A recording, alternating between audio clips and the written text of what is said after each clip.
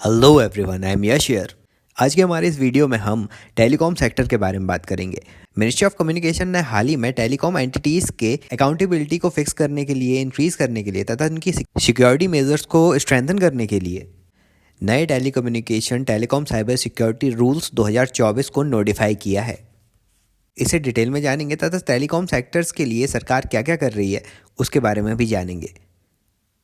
अब इस telecom sector में टेलीकॉम कंपनीज आ जाती हैं, उनके equipments, mobile virtual network operators, wide space spectrum, 5G, telephone, broadband services provider आदि सभी इसके सब सेक्टर्स में आते हैं। इन सब चीज़ों को जो एंटिटी रेगुलेट करती हैं, उन एंटिटीज़ के लिए ये टेलीकॉम रूल्स लाए गए हैं। टेलीकॉम सेक्टर जितना तेज़ी से बढ़ रहा है उसके साथ ही cyber frauds, cyber crime, security issues आदि बढ़ रहे थे। तो ये टेलीकॉम रूल 2024 कहते हैं कि अब इन टेलीकॉम एंटिटीज़ को जैसे ही कोई भी साइबर सिक्योरिटी थ्रेट होता है, कोई फ्रॉड होता है, क्राइम होता है, तो उसकी इन्फॉर्मेशन 24 घंटे के अंदर अंदर प्रोवाइड करनी होगी कि किस चीज़ से कितने यूज़र अफेक्ट हुए हैं, कितने टाइम के लिए अफेक्ट किया इसने, कितने जोग्राफिकल एरिया में अफेक्ट हुआ, नेटवर्क और सर्विस फंक्शनैलिटी कितनी ज़्यादा मात्रा में इम्पैक्ट हुई, और आपके प्लान्स क्या हैं, कौन से रिमेडियल एक्शंस इसमें आपने लिए। उन सारी चीज़ों की डिटेल 24 घंटे के अंदर अंदर टेलीकॉम एंटिटीज़ को प्रोवाइड करने होंगे। और इस चीज़ के लिए सबसे पहले तो एक चीफ टेलीकम्युनिकेशन सिक्योरिटी ऑफिसर को अपॉइंट किया जाएगा इन टेलीकॉम एंटिटीज़ में, जो 6 घंटे के अंदर अंदर रिपोर्ट करेगा किसी भी सिक्योरिटी इंसिडेंट को।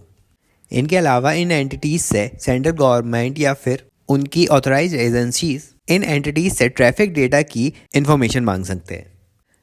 ये रूल्स लाना इसलिए ज़रूरी है क्योंकि इंडिया का जो टेलीकॉम इंडस्ट्री है वो चाइना के बाद सेकंड लार्जेस्ट वर्ल्ड की इंडस्ट्री है, 1.19 बिलियन सब्सक्राइबर बेस के साथ। तो इसकी सुरक्षा तो ज़रूरी है ना।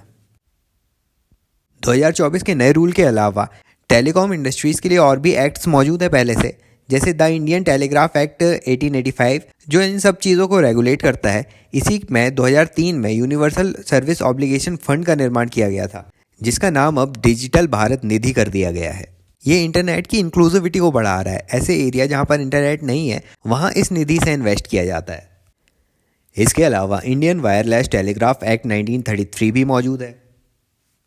आगे टेलीकॉम सेक्टर्स के डिस्प्यूट्स का सेटलमेंट करने के लिए telecom regulatory authority of India try act 1997 भी लाया गया था, जिसके अंतर्गत एक ट्रिब्यूनल सेट किया गया। इन सब के अलावा कुछ स्कीम्स भी चलाई गवर्नमेंट ने, जैसे prime minister wifi access network interface PM Vani योजना 2020 की यह scheme rural and remote areas में, जो पिछड़े हुए एरियाज़ में है, वहाँ पर वाईफाई हॉटस्पॉट प्रोवाइड करता है लोगों को। कुछ थोड़ा बहुत पैसे देकर यहाँ पर वाईफाई को एक्सेस किया जा सकता है। आगे भारत नेट प्रोजेक्ट शुरू हुआ था, जिसमें ब्रॉडबैंड कनेक्टिविटी दी जा रही है सभी ग्राम पंचायत को इंडिया में। फिर इस सेक्टर में प्रोडक्शन लिंक्ड इंसेंटिव स्कीम भी चलाई जा रही है। 2021 से ये शुरू हुआ, जो डोमेस्टिक मैन्युफैक्चरिंग को बूस्टअप करने के लिए है। जितना ज़्यादा प्रोडक्शन होगा उतना इंसेंटिव मिलता है इसमें।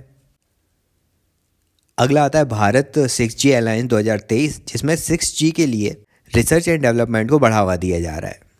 तो ये सारे एस्पेक्ट से टेलीकॉम इंडस्ट्री से रिलेटेड, और इन स्कीम्स को भी याद रखिएगा। वीडियो इन्फॉर्मेटिव है तो लाइक कर देना, शेयर करना अपने फ्रेंड्स के साथ। Thank you so much for listening. Please subscribe this channel.